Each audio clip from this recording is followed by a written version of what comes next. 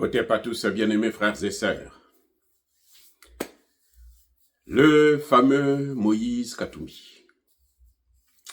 Visiblement, vous savez, on ne peut pas construire l'Afrique s'il y a des Africains qui viennent des autres pays, qui vont dans un autre pays et veulent détruire ce pays.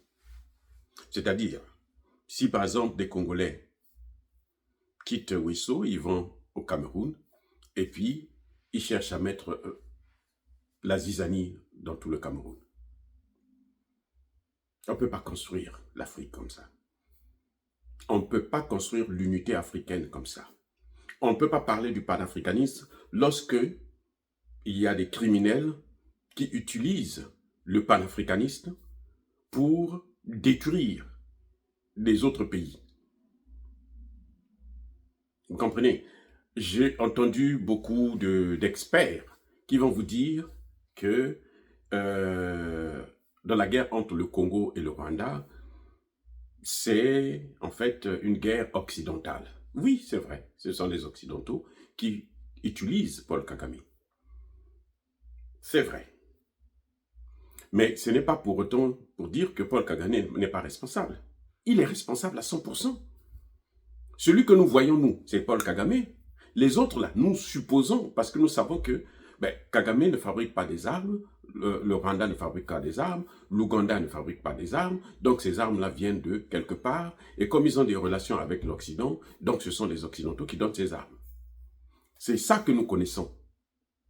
Mais on ne connaît pas autre chose. Celui que nous voyons, qui prend les armes, qui prend aujourd'hui, on voit plusieurs corps des Congolais jetés dans le fleuve, dans l'eau. Et c'est resté après plusieurs semaines, maintenant ces corps-là sont en train de monter à la surface. Et personne ne peut dire que ils n'ont pas été massacrés. Personne ne peut dire ça. Cette eau que les gens utilisent pour boire, pour consommer, elle est souillée par les corps de leurs propres enfants, de leurs propres frères. Vous voyez comment les gens sont sadiques? Et on va nous dire, non, il faut comprendre que notre ennemi, c'est l'Occident. Non, c'est d'abord le frère qui est là à côté qui se comporte mal. Si lui se comporte mal, on ne peut pas accuser un blanc qui vient l'utiliser. Lui, il vient, il fait son travail. Il sait que lui, pour s'en sortir, il faudrait que les deux là ne puissent pas s'entendre. Maintenant, celui qui accepte de jouer le jeu de l'Occident, il faut l'attaquer.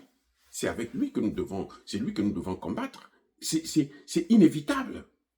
On ne peut pas toujours se cacher derrière le panafricanisme pour dire que nous, ce qui compte pour nous, c'est la guerre contre le... Non. Les Occidentaux. La colonisation est terminée. Le néocolonialisme, c'est quoi? C'est l'utilisation des Noirs eux-mêmes pour faire souffrir d'autres Noirs. C'est ça le néocolonialisme, en fait. Le néocolonialisme, ce n'est plus les Occidentaux, les Blancs qui viennent massacrer les Noirs. Non, ça c'est fini, ça. Ça, depuis les années 60, là, c'est fini. Maintenant, ce sont les Noirs eux-mêmes qui font le travail que les autres, les Occidentaux, devraient faire. Ils sont peut-être manipulés, oui, ça c'est un fait. Mais ça ne veut pas dire que la responsabilité de ces Noirs-là n'est pas à reconnaître. On ne peut pas se cacher derrière le panafricanisme pour faire du mal à l'autre. Non, non, non, non, non, non, non. Entre nous, nous devons d'abord faire le ménage avant de s'attaquer à l'autre. Et la Bible est claire là-dessus. Avant d'enlever la paille qui est dans l'œil de l'autre, on lève d'abord cette poutre-là qui est dans ton œil. On lève d'abord ce qui est dans ton œil.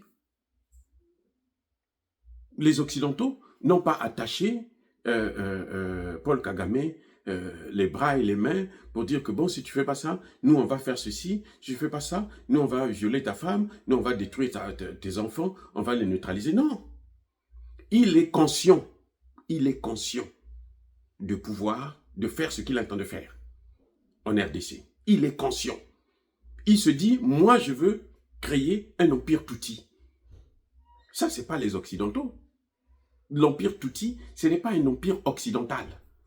C'est un empire des Noirs, des Rwandais, des Tutsis. Kagame a massacré, il a neutralisé pratiquement tous les Hutus. Dans ce pays-là, au Rwanda, il n'y a plus aucun Hutu qui peut lever la tête. ils ont tous été littéralement massacrés. Ça, c'est un fait. On ne peut pas dire que, au nom du panafricanisme, il ne faut pas poursuivre Paul Kagame. Il ne faut pas s'attaquer à Paul Kagame. Non, c'est lui le mal absolu. C'est lui que nous voyons. Même si derrière lui, il y a tout l'Occident qui est avec lui. Mais l'Occident, il joue. L'Occident fait ce qu'elle doit faire. L'Occident n'a rien. Ils n'ont pas de matière première. Maintenant, ils n'ont même plus des hommes.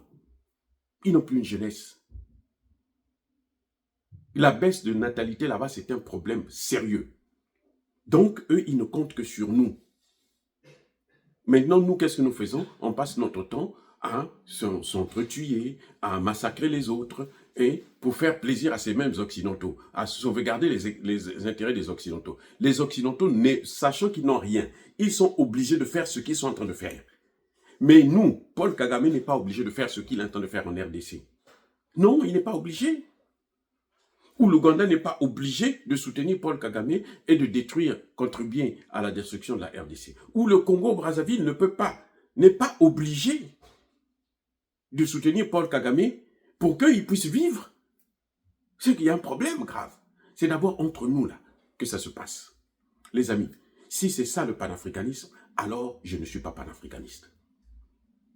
Parce que pour moi, le panafricanisme, là, il faut qu'on se respecte d'abord. Et il faut qu'on s'aime. Si je t'aime, tu dois m'aimer. Si tu ne m'aimes pas, je ne t'aime pas aussi. Ça va de soi. Ça va de soi. C'est-à-dire que ce que fait Kagame, il n'y a pas de justification pour le préserver, le sauvegarder. Non. Il n'y a rien qui peut justifier le comportement que Paul Kagame a en RDC. Avec son armée. Et ce qui est bizarre, c'est que tous les Rwandais, je dis bien tous, les Tutsis surtout, tous, du premier au dernier, même ceux qui viennent de naître là, ils ont le même comportement que Paul Kagame. Ils ont le même comportement. Mais ça suffit, les amis. On ne peut pas. Le panafricanisme n'est pas là pour protéger les brigands africains. Non. C'est d'ailleurs pour ça qu'on a traité beaucoup des leaders panafricanistes, des dictateurs. Hein? Comme Sékou Touré, il a fini par être un dictateur. Parce qu'il devrait lutter contre ces Africains-là. Et ça, il était obligé d'utiliser des méthodes fortes. C'est ça la dictature. Mais on ne peut pas continuer comme ça. Il y a des Africains, des Noirs qui passent tout leur temps à freiner l'Afrique. Et vous voulez qu'au nom du panafricanisme, on puisse dire non, on va l'unité, la solidarité. Il n'y a pas de solidarité avec quelqu'un qui est en train de vous massacrer. Quelqu'un qui veut vous neutraliser, vous dites on va être solidaire. Il n'y a pas de solidarité dans ça. Il faut qu'on change un peu cette définition-là du panafricanisme. Eh oui, n'est panafricanisme que celui qui ne fait pas du mal à l'autre Africain. Celui qui fait du mal à l'autre Africain n'est pas un panafricaniste. Non, ce n'est pas un panafricaniste. Les amis, soyez bénis, abondamment bénis par le Dieu de Kémite et par nos ancêtres civilisés. Vive l'Afrique éternelle, j'ai dit et j'assume.